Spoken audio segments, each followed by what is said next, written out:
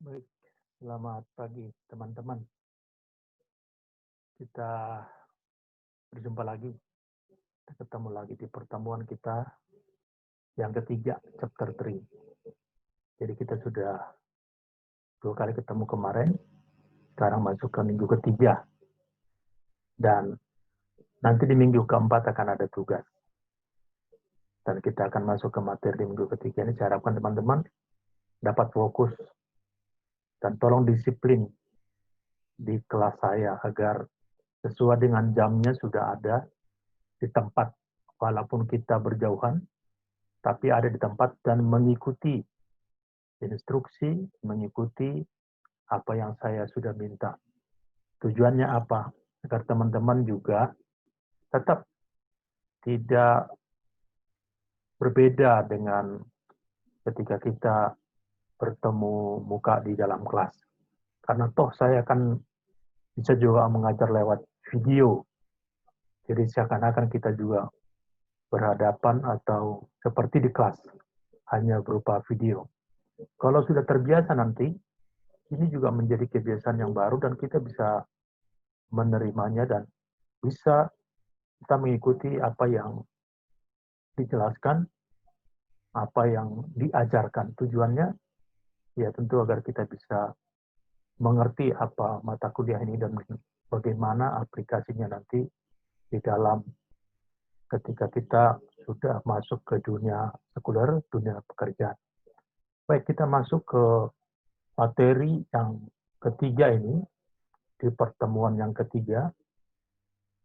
Tolong semua bisa mengikutinya dengan baik dan mencatatnya untuk yang penting-penting, karena dengan mencatat paling tidak nanti ada sebagian yang bisa diingat, ya. Jadi kita masuk ke penerapan CPFR, penerapannya aplikasi CPFR, ya, aplikasi, dan penerapannya bagaimana sih penerapannya ini, baik di luar atau di mana saja, ya, penerapan CPFR ini. Jadi untuk penerapannya tentu perlu kita pelajari di sini. Ini dimulai di tahun 1980-an, ya. PNG dan Walmart, PNG, Protect and Gambler, dan Walmart menerapkan software pemulihan persediaan terus-menerus. Jadi mereka bekerja sama membuat kontrak itu bagaimana sih untuk menyiapkan agar barang tidak sampai habis gitu. Makanya kadang-kadang sih pemulihan persediaan secara terus-menerus. Jadi secara terus-menerus barang dimasukkan tidak terlalu banyak, tetapi juga tidak terlalu sedikit. Jadi tepat, jangan sampai kosong juga gitu. Jadi tepat gitu. Itu maksudnya di sini, ya. Jadi PNG secara terus-menerus mengisi ulang ini keperluan bayi, ya, di supermarket Walmart. Jadi ketika dilihatnya persediaan sudah mau habis, diisi kembali. Jadi secara otomatis ini kan menunjukkan kerjasama yang baik. Kalau sebelumnya mungkin ya supermarket Walmart harus membuat order dulu, harus menelepon dulu, dan banyak pekerjaan-pekerjaan sebelum memesan pampers bayi itu. Jadi di saat ini mereka bekerja sama secara otomatis sudah mengisi replacement, ya, mengisi kalau ada barang-barang yang sudah kosong. Tentu tuh supermarket Walmart itu banyak sekali, ya, cabangnya di Amerika. Jadi ini bentuk kerjasama yang bagus. Ini dimulai dari sini menjadi penemuan baru yang ternyata bisa menghemat banyak hal gitu loh. Seperti tadi, secara administrasi tidak perlu lagi Walmart ini mengisi PO segala macam gitu. Karena mereka sudah bekerja sama, sudah dari kedua belah pihak sudah melihat apa yang perlu dikerjakan, apa yang perlu dilakukan. Pengisian ulang ini adalah hubungan rantai supply chain di mana vendor itu tentu di sini PNG ya, vendornya. Di mana vendor secara terus-menerus memonitor. Jadi ada yang memonitor, ada yang melihat ketika kurang ditambah, ketika masih banyak tentu nggak ditambah. Karena itu akan memakan banyak space atau tempat di gudang kalau ditambah padahal masih banyak persediaan. Jadi ini membuat keseimbangan atau balancing gitu. Jadi ketika seimbang itu tentu akan ada meminimalisasi biaya, ya. Tapi tidak sampai juga barangnya kekurangan. Jadi seberapapun customer minta, tepat pada waktunya sudah diisi kembali sama PNG. Inilah kerjasama yang baik ya. Jadi dengan kerjasama itu bisa saling win-win, saling menang, saling untung dua-duanya. Ya tentu untungnya si Walmart, dia tidak perlu harus memonitor, tidak secara administrasi juga tidak perlu lagi membuat PO. Tapi untungnya si PNG, dia juga tidak perlu umpamanya menunggu order dulu, tapi dia bisa langsung mengisi ketika dilihatnya satu umpamanya outletnya ternyata kosong, ya, dia otomatis mengisinya. Ini kalau sudah saling pengertian begini secara otomatis, itu sangat menguntungkan. Tentu di sini banyak dikurangi komunikasi, dikurangi, tidak perlu mengontak dengan, ya mungkin sekali-sekali tentu adalah yang plus minusnya pasti ada. Tapi tidak perlu lagi seperti terlalu banyak birokrasi, terlalu banyak rantai yang harus dilewati, sehingga memakan waktu, memakan biaya, dan juga mungkin delivery-nya tidak sesuai. Tapi kalau umpamanya di sini vendornya PNG sudah melihat sendiri, oh ini yang model begini yang kurang, yang ukuran begini yang kurang, yang ukuran segini masih ada. Nah, tentu mereka bisa secara otomatis menganalisa, melihat kenyataan dan mereka melakukan persediaan, mereka mendeliver barangnya. Ini menjadi keuntungan. Karena katakan di sini secara otomatis mengisi kembali persediaan mereka ketika persediaan mencapai titik pemesanan kembali atau reorder point ROP. Maksudnya di sini kan ada titiknya, umpamanya oh barangnya udah tinggal 1000 pieces. Berarti udah dianggap ketika 1000 pieces itu udah kurang gitu. Tapi kalau umpamanya masih ada 2000 pieces stok di Walmart-nya tidak ditambah. Tapi kalau udah hampir 1000, nah secara otomatis mereka sudah uh, mengisi kembali. Itu bagusnya gitu. Jadi tidak terjadi kekosongan tapi tidak terjadi kelebihan. Jadi dua bersinergi satu sama lain dan saling menguntungkan. Tentu dalam hal ini ketika Walmart sudah merasa beruntung, dia tidak mau berpindah lagi tempat yang lain karena ternyata PNG bisa memenuhi apa yang dia minta. Tentu itu tetap larinya, keuntungannya itu ke end customer. Customernya ketika pembelinya Walmart datang, oh ada barangnya. Setiap kali datang ada barangnya tersedia, dan itu menjadi keuntungan. Ketika customer diuntungkan, ketika kita membuat customer itu bahagia, tentu itulah yang menjadi keuntungan juga bagi Walmart di sini ya. Dua konsep yang sangat penting dalam supply chain. Pertama, apa yang disebut sebagai kolaboratif ya, kolaborasi, ya dalam musik biasanya ada kolaborasi atau dari penyanyi ada kolaborasi, dari banyak hal kolaborasi ini. Kolaborasi ini terjadi ketika ada saling pengertian, ada kesamaan pandangan, dan juga tentu komunikasi yang baik. Terus ada planningnya. Nah, ketika membuat kolaborasi tentu ada planningnya. Apa yang menjadi job scope-nya PNG, apa yang menjadi job scope-nya si Walmart.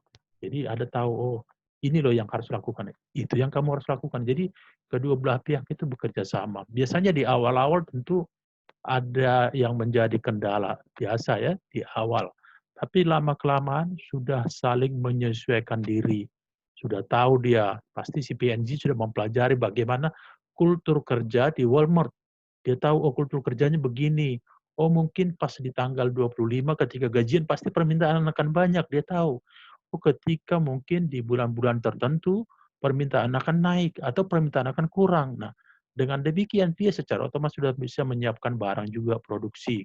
Ketika umpamanya di akhir tahun, di Christmas atau di New Year, tahun baru banyak permintaan. Nah, dia udah disiapkan produksinya. Jadi tidak ada keterlambatan. Jadi kerjasama dua perusahaan yang besar dan akan memberikan keuntungan kedua belah pihak. Forecasting ya, ini perkiraan seperti tadi ya, perkiraan sekarang ini perkiraan ekonomi akan menurun ya di Indonesia, bukan hanya Indonesia, di dunia perkiraan ya. Tapi ada juga sih barang-barang tertentu yang permintaannya meningkat. Seperti apa? Alat-alat kesehatan, itu permintaannya meningkat. Banyak hal lagi yang lain yang permintaannya meningkat. Kemudian and replenishment. Terus ada pengisian kembali. Replenish, replacement, mengganti. Jadi ketika udah laku, udah diisi otomatis gitu loh. Itu yang disingkat dengan GPFR. Jadi kolaboratif, kerjasama, planning, perencanaan, forecasting atau perkiraan. Makanya dulu ada judi yang namanya forecast. Jadi kira-kira gimana nih apa yang keluar gitu kan. Itu kan judi, itu negatifnya. Tapi ini forecast untuk positif. Walaupun forecast itu bisa tidak seperti yang diperkirakan ya dong. Bisa. Tapi paling tidak melenceng terlalu jauh. Umpamanya rel kereta api itu kan kalau di awal-awalnya itu pasti tidak terlalu jauh melenceng. Kalau jauh melenceng berarti ada sesuatu yang salah yang harus diperbaiki atau mungkin itu dari luar perusahaan seperti saat ini kan, forecasting apapun sekarang ini akan kacau karena ternyata dunia ini lagi dilanda COVID-19. Oke, konsep ini adalah konsep yang dulu dikembangkan oleh sekumpulan industri yang sifatnya sukarela di Amerika, yang menyikapi pentingnya perusahaan-perusahaan yang memproduksi dan perusahaan-perusahaan yang menjual produk untuk kolaborasi pada level perencanaan. Lalu pada saat mereka meramalkan permintaan dan mengkoordinasikan perpindahan barang atau pengisian stok yang kita sebut sebagai replenishment.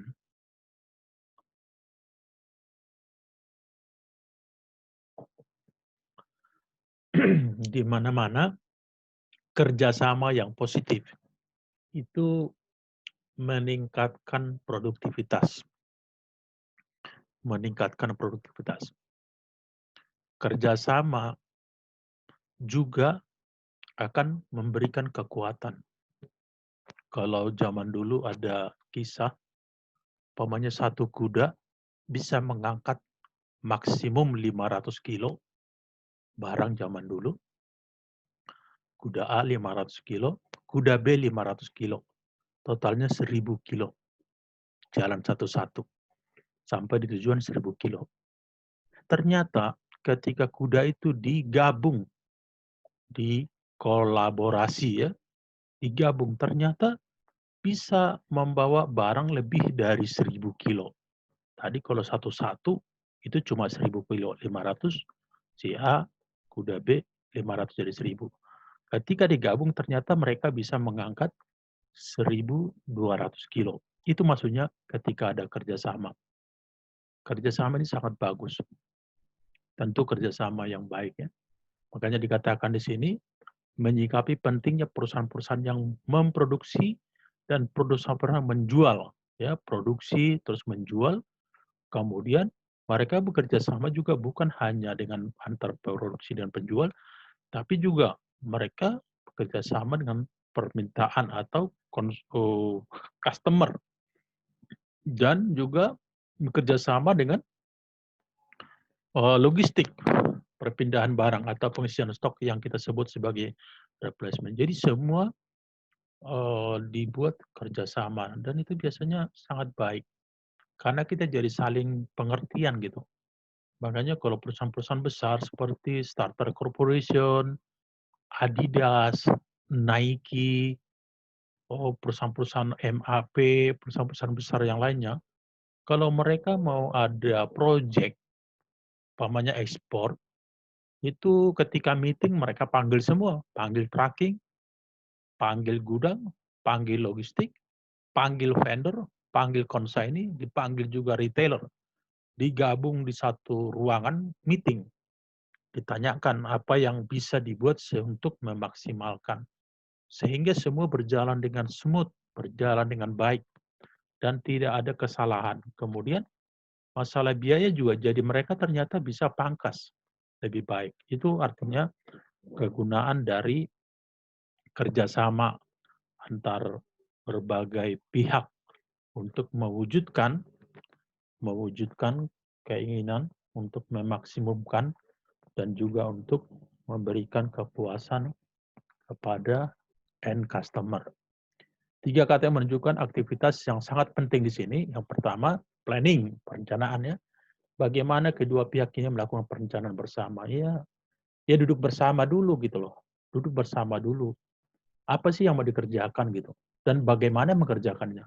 Dan siapa mengerjakannya. Tujuannya apa? Memuaskan customer tentu itu. Selain memuaskan customer tentu ada untung di situ. Jadi dibuat dulu planning. Dibuat SOP-nya, Standard Operation Procedure. Siapa melakukan apa. Ya, jangan sampai ada pekerjaan yang double, ada waste di sana, ada seperti pekerjaan yang sia-sia, seperti menunggu barang ya. Kalau tidak ada komunikasi, ditunggu barang di gudang, namanya ada buruh di sana 5 orang. Ternyata seharian barang tidak masuk karena tidak adanya komunikasi. Berarti itu jadi waste, jadi kesia-siaan. Artinya 5 orang itu kan tetap digaji, tapi nggak kerja karena barangnya belum datang. Itu perlunya ya, ada planning. Siapa melakukan apa dan tujuannya apa, bahkan ada dibuat target-targetnya. KPI, Key Performance Indicator. Ada targetnya gitu loh. Ini loh targetnya seperti ini. Bagaimana cara mengerjakan ini? A, B, C, D. Kalau A, B, C, D nggak salah apa? Planning keduanya apa gitu. Terus siapa melakukan itu? Apa skop kerjanya gitu. Itu harus jelas siapa melakukan apa. Karena kalau ada kesalahan, ketahui siapa yang harus memperbaiki diri. Tidak saling bilang, oh saya tidak tahu. Kenapa? Karena nggak ada komunikasi dari awal. Kita harus tahu apa yang jangan kita lakukan yang bukan hak kita gitu. Tapi memang kewajiban kita yang kita lakukan. Yang kedua di sini forecasting atau peramalan ya, meramalkan. Yaitu bagaimana kedua belah pihak bersama-sama menentukan angka ramalan pertengahan. Iya. Kenapa perlu diramalkan? Perlulah biar ada persiapan kan. Persiapan produksi, persiapan gudang, persiapan tracking. Oh kita tahu nih, kira-kira bulan depan akan banyak permintaan. Siapa sih yang lebih tahu permintaan itu? Ya biasanya itu ya end customer, maksud saya retailer. Itu pengecer-pengecer itu dia lebih kenal itu pembelinya. Lebih tahu dia, umpamanya sekarang seperti Alfamart atau Indomart. Itu mungkin lebih tahu karena customer datang ke situ setiap hari, dia lebih mengenal customer, apa yang diinginkan oleh customer, apa yang dikomplain oleh customer, harga yang bagaimana yang dia mau. Dia lebih tahu karena setiap hari bertemu. Beda dengan pihak pabrik yang jarang ketemu dengan end customer. Dia mungkin tidak tahu, apalagi kalau umpamanya diproduksi di Amerika, dijual di Indonesia. Ya kan pabriknya susah juga kalau sekali-sekali datang ke Indonesia, oke. Tapi tidak mungkin setiap hari kan di Indonesia. Tapi kalau di sini pengecernya dia tahu karena tiap hari ketemu dengan customer. Itu maksudnya di sini adanya forecasting. Jadi adanya peramalan. Peramalan kira-kira permintaannya bagaimana, model yang diminta seperti apa, di level harga berapa, ya kan beda dong. Umpamanya permintaan di daerah elit itu beda harganya dengan permintaan di daerah yang biasa. Umpamanya di daerah kabupaten mungkin berbeda permintaan atau gaya hidup atau seleranya dengan yang ada di ibu kota, seperti itu. Kemudian replenishment, yaitu mengkoordinasikan kapan barang dikirim. Pada saat stok tersisa tadi, ROP ya, reorder point ya. Saat stok tersisa, berapa barang itu sudah harus dikirim dan lain sebagainya. Itu yang ketiga, itu yang ketiga yang kita sebut sebagai replenishment ya, yaitu ada kerjasama sehingga dia tahu kapan dikirim barangnya. Jangan sampai barang untuk musim dingin dikirim di musim panas. Barang untuk musim hujan, ya, dikirimnya di musim kemarau. Jadi tidak tepat sasaran sepertinya. Barang sudah sampai tapi udah nggak laku. Umpamanya barang untuk Piala Dunia, Piala Dunianya udah habis, baru datang barangnya. Tentu tidak laku. Jadi ini perlunya ya, koordinasi kapan barang dikirim, terus saat stok barang tinggal berapa harus dikirim dan lain sebagainya. Ini yang disebut dengan replenishment. Kenapa inisiatif seperti CPFR ini penting? Karena sebagaimana yang kita ketahui dalam supply chains adalah satu tim sebenarnya. Jadi semuanya dari hulu sampai hilir, dari upstream sampai downstream, itu sebenarnya satu tim, satu kesatuan. Itu seperti tubuh ya. Mulai dari tangan, kaki, ada mata, ada kepala, ada jempol dan semua itu satu kesatuan gitu. Kalau satu aja salah, udah berantakan. Umpamanya kita nggak bisa katakan, oh saya nggak peduli dengan tracking. Tracking itu telat melulu gitu kan. Ketika kita nggak peduli dengan tracking, loh barang kita nggak bisa di-deliver ke customer gitu. Jadi kita harus peduli, itu satu kesatuan gitu. Kalau nggak bisa dikirim ke customer, ya customer berarti tidak bisa membeli barang. Barang tidak ada, itu kerugian bagi kita. Jadi itu yang disebut dengan satu tim sebenarnya. Ya, walaupun penyerang di sepak bola bagus, tapi kalau di belakang itu tidak bagus, tetap aja kebobolan gitu. Mungkin dia bisa memenangkan 2-0 di babak pertama, di babak kedua malah kebalik jadi 3-2 gitu. Itu contohnya gitu. Hal-hal yang sepele ya. Jadi kita itu satu tim. Mereka menjual tentu saja mengetahui permintaan pasar dengan lebih baik dibandingkan dengan mereka yang memproduksi. Tadi saya ceritanya, kalau diproduksi BMW itu dari Jerman itu kan produksi di sana. Tapi bagaimana customer di Indonesia? Tentu yang lebih tahu adalah showroom-showroom di sini daripada pabrik yang dari Jerman sana ya. Yang membeli barang dengan datang ke toko adalah end customer. Oke, toko seharusnya mengetahui lebih baik mengenai perilaku pelanggan. Ya pastilah itu. Itu seperti saya bilang tadi. Alfamart, Indomart dia tahu. Dia juga tahu jam berapa customer itu banyak yang datang. Mungkin pas sebelum sore udah banyak. Dia juga tahu bahwa hari-hari Jumat, hari Sabtu, Minggu mungkin ramai dan sepi. Mungkin hari Selasa, hari Rabu dia tahu. Jam-jamnya juga bisa tahu gitu ya.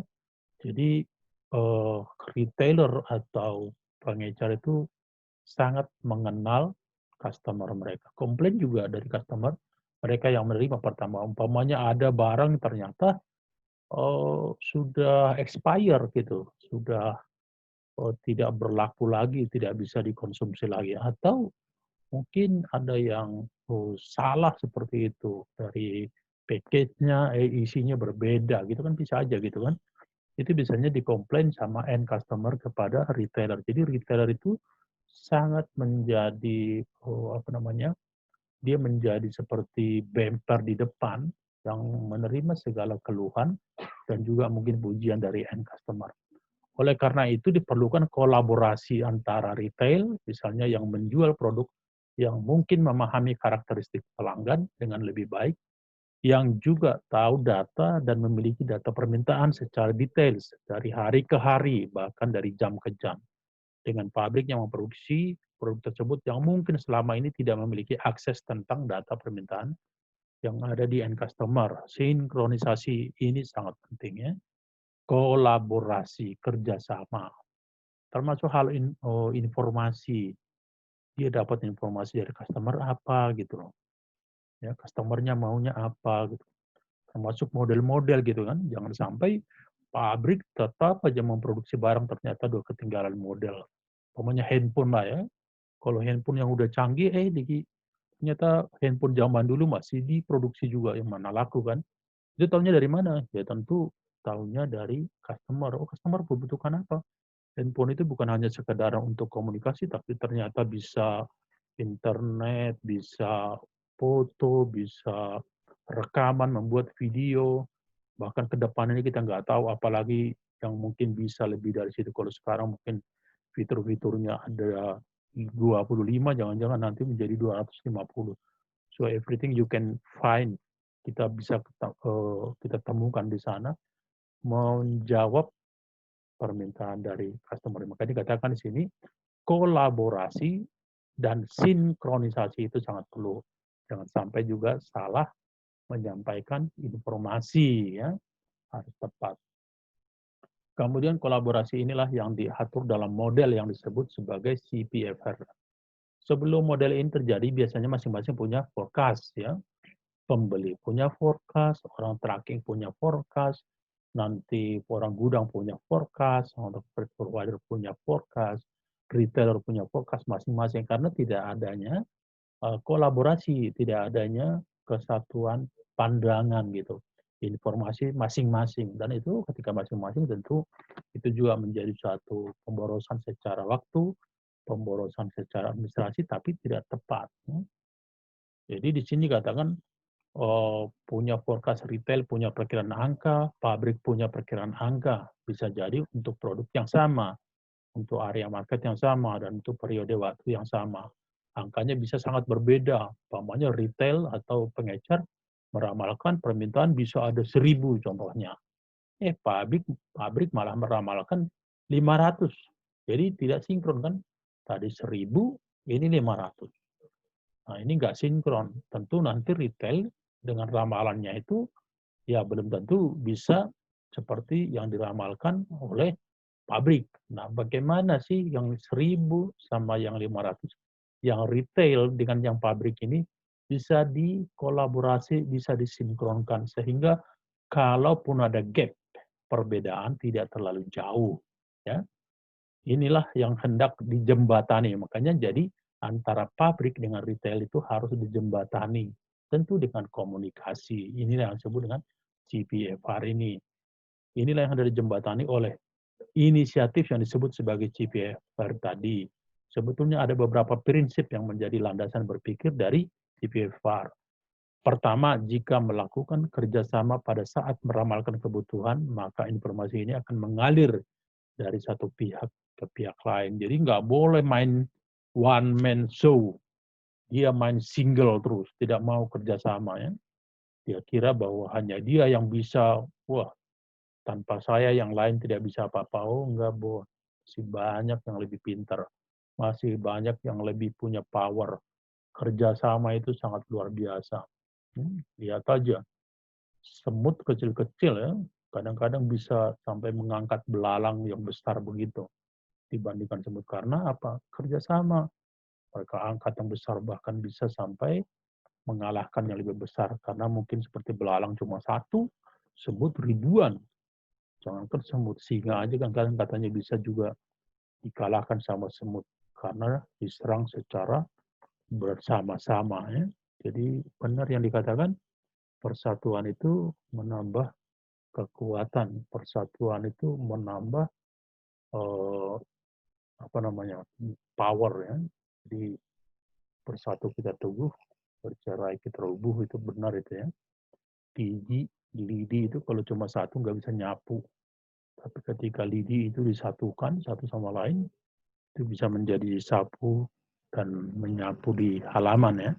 Itu maksudnya butuh kerjasama, cooperation, koordinasi. Retail tidak menyimpan informasi permintaan untuk dirinya sendiri, tapi juga membagi informasi itu kepada pabrik dan juga perlu memiliki informasi itu untuk menentukan kapasitas dan keputusan produksi. Jadi informasi yang datang dari customer kepada retail, kepada toko-toko pengecer, itu harus sampai kepada pabrik, ya, harus sampai kepada pabrik. Sehingga pabrik bisa menentukan kapasitas untuk produksi. Berapa yang diproduksi? Model apa yang diproduksi? Sepatu coba. Model apa yang diproduksi? Jangan diproduksi ternyata sepatu itu, model seperti itu udah nggak laku gitu kan. Mungkin model yang baru. Pakaian juga seperti itu kan. Ya, tidak model-model celana jeans. Dulu macam-macam modelnya, sekarang bagaimana. Walaupun satu saat bisa kembali ke model awal gitu. Tapi kita jangan sampai kalah sama pesaing. Pesaing udah membuat model baru, kita yang itu aja. Makanya banyak perusahaan yang tidak inovasi itu tutup. Termasuk sekarang itu seperti perusahaan kamera, ya, perusahaan percetakan foto, perusahaan-perusahaan seperti Pijer, zaman dulu Pijer sebelum ada handphone kan, perusahaan SSB, apa itu secara berapa itu ya, banyak. Motor juga ada gitu kan, model-model motor tertentu ternyata tidak laku. Gitu. Jadi ada joint forecast, joint maksudnya kerjasama ya, satu sama lain. Forecast itu tadi ramalan, joint forecast, ramalan itu disatukan gitu di antara keduanya dan angka itu ketika sudah disetujui akan menjadi dasar basic apa namanya itu basic dasar pondasi bagi masing-masing pihak untuk menentukan aktivitas. Setelah dapat pondasi baru kita tahu apa yang harus kita lakukan. Sama dulu membangun rumah, bangun juga gitu pondasi dulu. Jangan langsung dibangun di atasnya, di atapnya tanpa pondasi. Nanti kalau datang hujan menjadi rubuh. Sama ini juga. Jadi pondasi itu kita sudah tahu kira-kira forecast-nya berapa. Nah, bagian pabrik tahu dia. Oh, saya harus produksi segini sesuai dengan forecast yang ada. Bagian marketing juga dia jadi tahu. Ya. Oke, kita lanjut. Landasan yang sangat mendasar dalam CPFR adalah apa yang disebut sebagai exception management. Exception management kurang lebih cara kerjanya seperti ini. Masing-masing pihak boleh meramalkan sendiri di awal. Ya. Bolehlah satu-satu kan buat peramalan masing-masing. Retail boleh mengeluarkan angka, pabrik juga boleh mengeluarkan angka ramalan. Namun kemudian angka tersebut dibandingkan, ya, dibandingkan. Ada komparasi atau perbandingan yang diberikan oleh pabrik dan juga yang diberikan oleh retailer atau pengecer. Jika misalnya ada angkanya 1.000 dan 500, umpamanya tadi pabrik, retailer prediksi 1.000, ternyata pabrik memprediksi 500. Maka perbedaan itu terlalu besar, ya. Bedanya sampai separuh kan, 500, berdouble malah. Maka keduanya harus merundingkan berapa angka yang sebenarnya masuk akal. Disitulah pada saat merundingkan harga, maka pasti akan terjadi sharing informasi. Ya, jangan pelit-pelit dengan informasi. Share, tentu asal itu tidak menjadi rahasia perusahaan. Ya. Jadi kalau share informasi nanti yang 1.000 ini bisa menurun, yang 500 ini bisa naik. Udah kayak kita di pasar kan, ada tawar-menawar, penjual bilang 1.000, pembeli bilang 500, lama-lama yang 1.000 jadi 800, yang 500 jadi 700, lama-lama jadi kena di 750 bungkus. Seperti itu. Itu yang disebut dengan eksekusi atau closing. Jadi, ya. Di sini juga itu perlunya antara pabrik dengan retailer atau toko eceran. Apa yang membuat retail berani membuat target penjualan sebesar 1.000? Itu tetap pertanyaan, selalu kita pertanyaan. Kalau ada sesuatu itu harus pertanyaan, kenapa, why? Kalau salah, why, salah. Gitu. Kalau terlambat, why, telat, itu selalu. Kalau kalian bekerja nanti perusahaan asing, itu selalu why, how, when, gitu. Itu selalu. Kenapa pabrik hanya menggunakan angka 500 tadi, 1.000, why? Sekarang, why lagi 500? Tentu nanti ada basicnya, ada dasarnya untuk angka itu. Nah, angka itulah yang dikomunikasikan, data-data yang membackup itu dikomunikasikan, nah, sehingga nanti terjadi kesesuaian, atau paling tidak mendekati kesesuaian. Ini yang harus dirundingkan. Perundingan diangkat dari yang selisihnya besar menjadi lebih kecil, sehingga bisa diterima oleh kedua belah pihak. Seperti tadi ya, tawar-menawar. Kalau kalian pergi ke pasar kan, berapa ini? 500.000. Bisa 200.000 enggak? Kan seperti itu. Akhirnya sampai kedua belah pihak punya kesepakatan, punya data yang kalaupun tidak persis sama, paling tidak gap-nya itu atau perbedaannya itu tidak terlalu jauh. Itu yang disebut sebagai exception management. Angkanya tentu saja tidak harus sama. Katakanlah misalnya pabrik meramalkan 850, tapi retail berakhir dengan 830. Cuma perbedaan kan coba tinggal sedikit, tinggal 20. Tidak apa-apa kalau seperti ini. Tapi bukan seperti tadi, perbedaannya dari 500 ke 1.000. Bedanya 500. Kalau ini kan bedanya cuma 20. Jadi masih bisalah berdampingan seperti itu. Nah, kalau udah seperti ini tentu pihak pabrik juga sudah bisa memutuskan berapa yang dia produksi, umpamanya dia produksi 850, oke.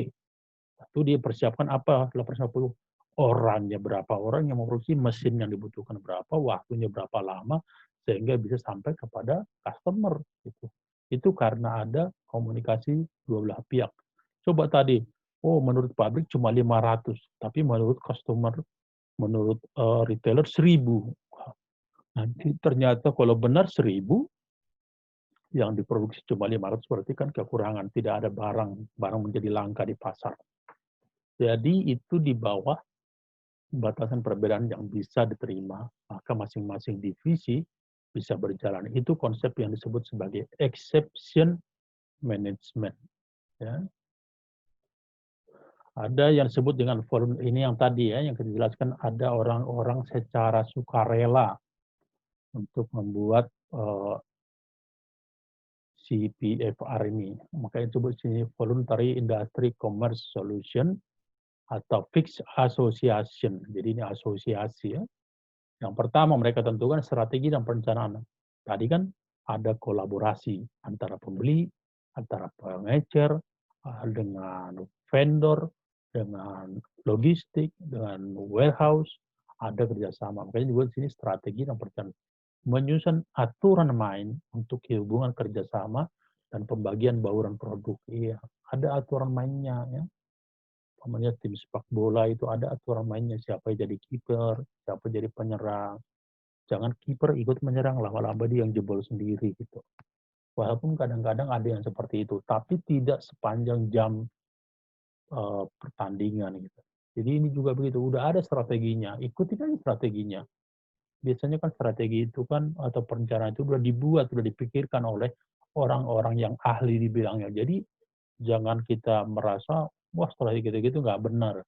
Kecuali ketika strategi itu dilaksanakan, nanti ketika di end atau di akhir bulan ditanya lagi, loh kenapa nggak tercapai?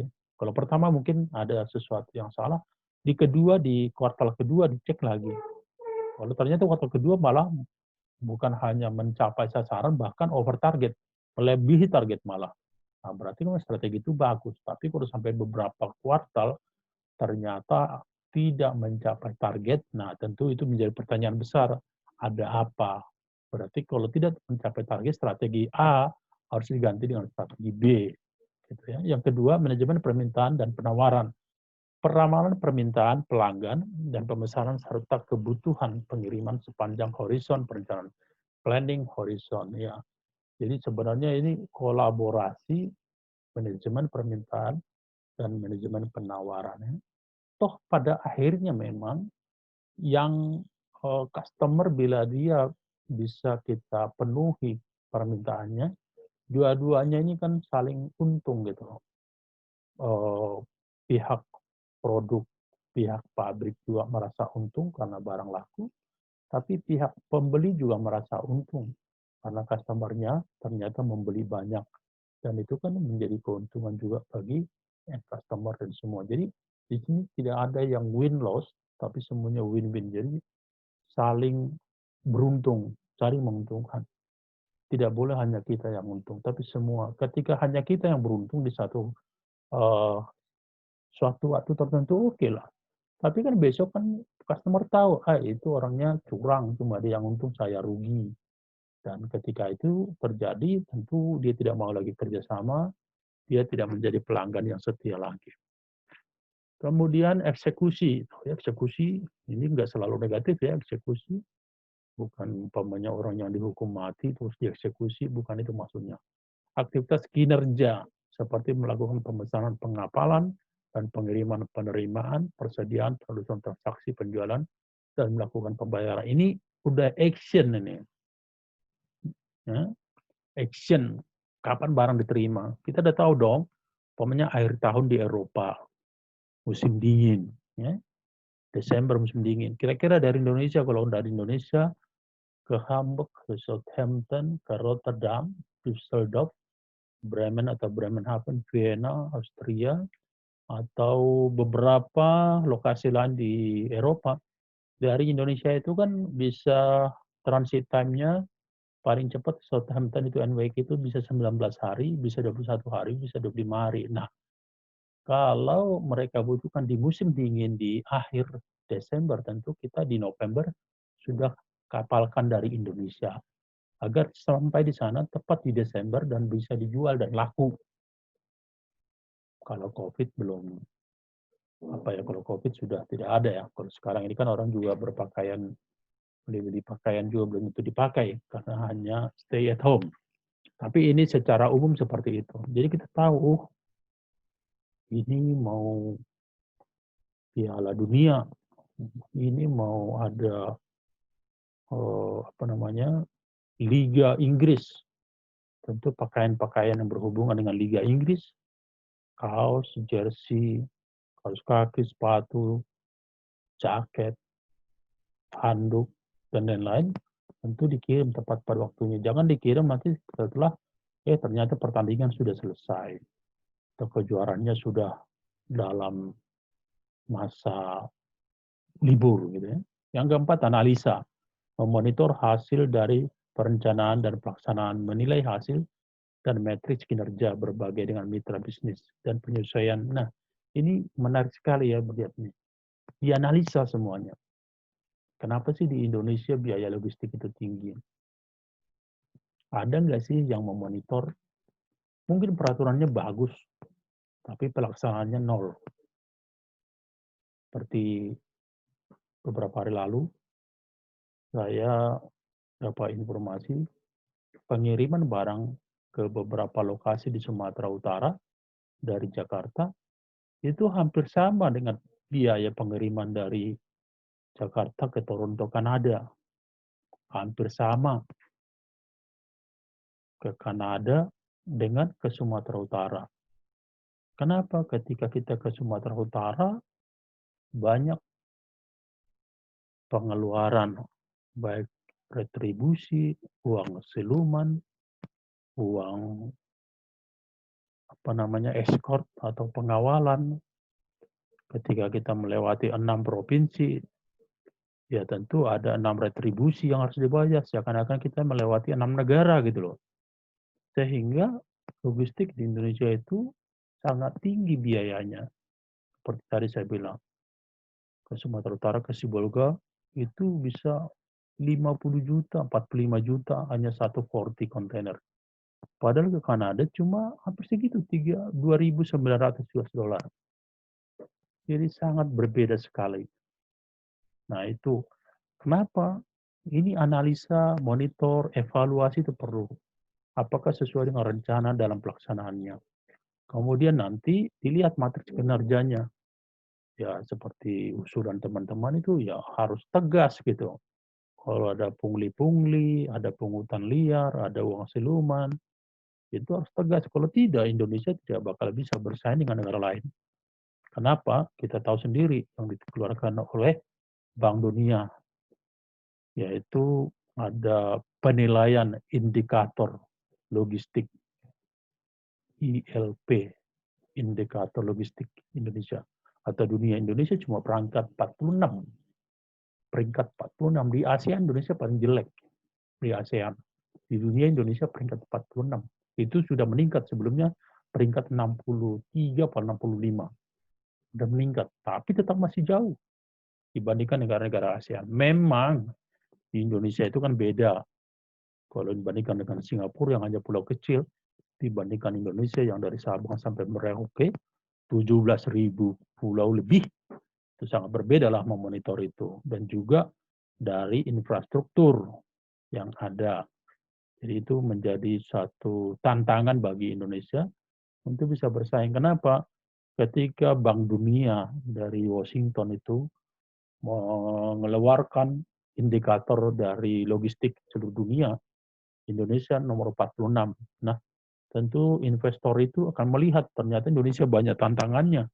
Mereka akan lihat nanti yang peringkatnya, peringkat 5, peringkat 6, peringkat 1, tentu mereka berinvestasi di sana. Karena ada kemudahan-kemudahan dan juga tentu dari segi biaya, mereka juga bisa lebih beruntung. Nah, itu yang menjadi kendala dan juga menjadi PR bagi kita. Oke, ini dalam kenyataan dalam sebuah network jaringan ya, sebuah rantai. Ini ada P&G, ada Walmart, ya semuanya itu kerjasama yang mereka lakukan. Nah, kemudian internet sangat perlu ya. Internet memungkinkan kolaborasi, koordinasi, dan integrasi dalam praktik di lapangan. Ya, dengan cepat ya sekarang ini dengan adanya internet, ada WA, ada handphone. Dengan internet, informasi pihak-pihak pada supply chain bisa membagi informasi secara melakukan transaksi dengan lebih cepat, murah, dan akurat. Ya kan, menggunakan internet itu akurat banget. Kalau kita mengkalkulasi, kadang-kadang pakai kalkulator juga masih salah. Umpamanya 536. Bisa aja kita tulis 563. Hanya kebalik dikit. Tapi pada akhirnya itu resultnya, outputnya itu menjadi berbeda. Tapi dengan internet, dengan komputer, dengan Excel, itu benar. Apalagi sekarang. Umpamanya agent yang ada di Jerman itu, di Sindelegi, di Swiss, Sindelegi, itu dia tahu untuk agentnya di Indonesia berapa keuntungannya. Dia hanya buka di sistem mereka yang sudah ada, dibuka ini berapa penjualan, berapa cost, segini untungnya. Jadi nggak bisa main-main gitu. Padahal dia nggak sampai datang ke Indonesia, hanya di Sindelegi sana aja. Dia buka laptopnya, dia buka nanti kode Indonesia, tinggal dibuka. Jadi nggak bisa dikatakan, wah Indonesia rugi. Padahal dia datang, enggak untung. Nah itu karena adanya internet, adanya sistem atau program yang sudah begitu bagus. Jadi tidak ada lagi hal-hal yang disembunyikan gitu. Jadi benar-benar yang disebut transparansi itu udah terjadi sekarang ini. Khususnya bagi perusahaan-perusahaan besar. Tentu itu tidak mudah dan tidak murah untuk membuat sistem seperti itu. Yang terintegrasi. Makanya ada istilah on 6 continent. Berapa? On 6 continent itu artinya di 6 benua. Padahal di bumi ini ada berapa benua? 5, bukan 6. Tapi dia buat on 6 continent maksudnya orang lain yang nggak bisa, ya kami bisa. Itulah benua baru gitu. Ya, kemudian informasi penjualan di supermarket atau retail akan mudah dibagi ke pihak-pihak yang berada di hulu supply chain. Ya.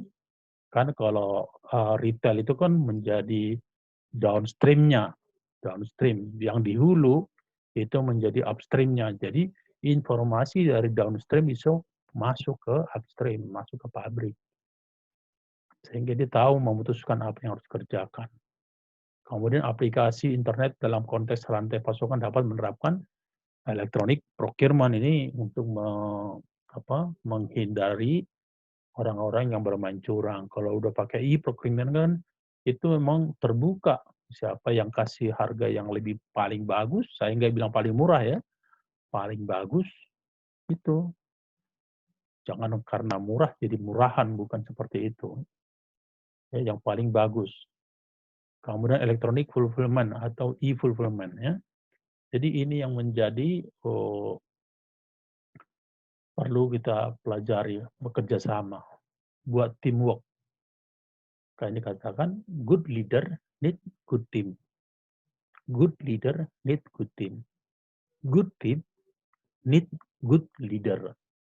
Jadi ketika ada tim yang baik, tim yang sama-sama fokus, tim yang sama-sama punya tujuan, nah mereka bekerja sama itu menjadi sinergi yang luar biasa, bisa mengalahkan pesaing-pesaingnya. Tapi kalau yang bagus, makanya pernah dengar cerita, dari Toyota, mobil Toyota dicopot satu bagian yang paling bagus dari Toyota itu. Dari Mercedes dicopot entah bannya. Terus dari Volvo dicopot mesinnya yang paling bagus di Volvo. Dari Mitsubishi dicopot dari bagian kaki-kaki. Dari Daihatsu dicopot lagi. Digabung semua yang paling bagus, yang paling bagus, yang paling bagus. Digabung malah tidak jalan. Tidak jalan mobilnya. Ternyata nggak bisa hidup.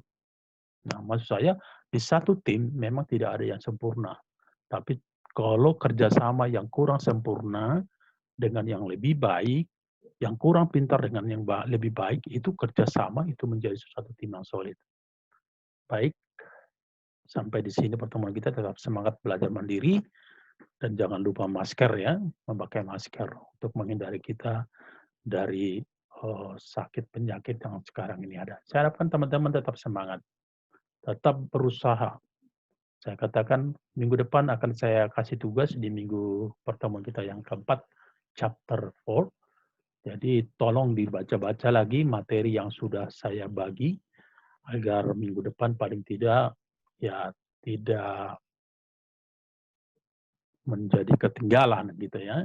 Kita bisa sama-sama untuk mendapatkan nilai yang terbaik. Bukan hanya nilai itu nomor 2, tapi ketika benar-benar kita punya kapabilitas, itu sangat baik. Makanya kalau kita kerja di perusahaan asing, nggak ditanya, kamu lulusan mana, enggak. Tapi kamu bisa kerja. Memang perlu ada pendidikan, perlu, itu sangat perlu. Tapi bukan itu yang utama. Tapi kita mau belajar, kita mau bekerja keras, kita mau tadi kolaborasi kerjasama, kita bisa membuat planning untuk ke depan. Baik, sampai di sini pertemuan kita. Terima kasih dan selamat pagi.